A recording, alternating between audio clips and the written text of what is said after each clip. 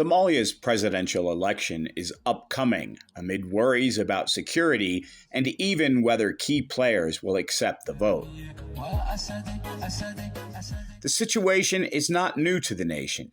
A decade ago, Somalia was headed for its first election since Siad Barre took power.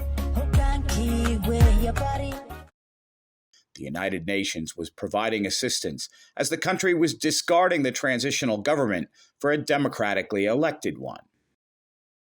Your Secretary General for Political Affairs. Nick Birnbach was the acting chief of staff of the UN mission at the time.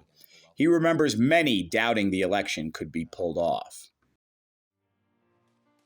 I would describe it sort of as cautious optimism because, Somalia had gone through a number of different political moments without them actually amounting to anything significant.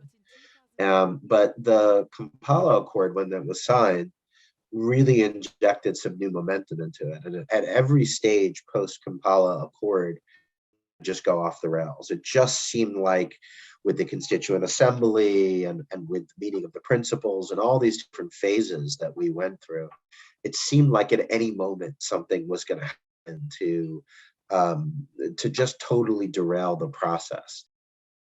The process couldn't get started until Mogadishu was secured.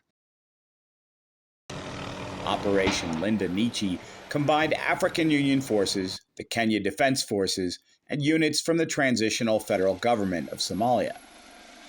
They managed to kick the al-Shabaab out of the capital, although plenty of danger remained.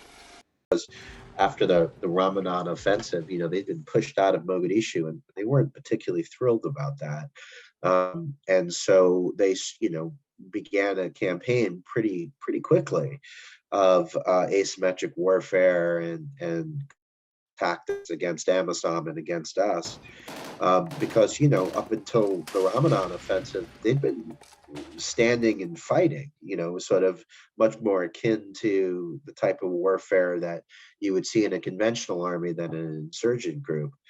But they had switched by this point, and they were, going back to roadside and ambushes and attacks on static bases, hit and run, and that kind of stuff.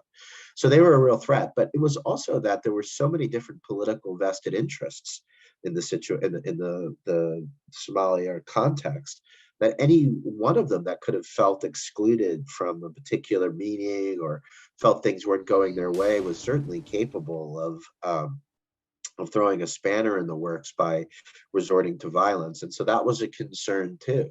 It wasn't just Shabab. It was kind of everyone that had a seat at the table was a potential security risk. A constitution was written and ratified. An indirect election chose more than 300 legislators. They were sworn in under difficult circumstances. And finally, it was time to choose the next leader. The election, or I guess you should call it a selection, actually, of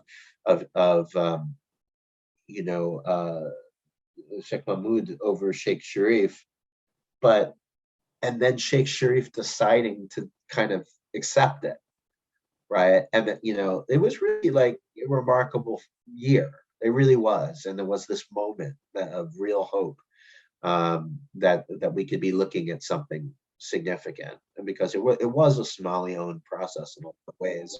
We played our role, right?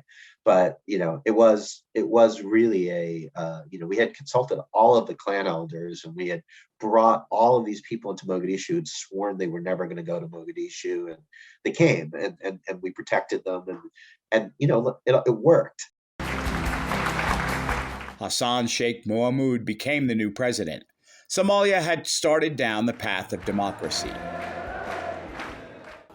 While it is still fraught with danger, the lessons of a decade ago prove the nation can once again find stability after the vote. ADN TV will continue to report on developments as Somalia completes its national elections.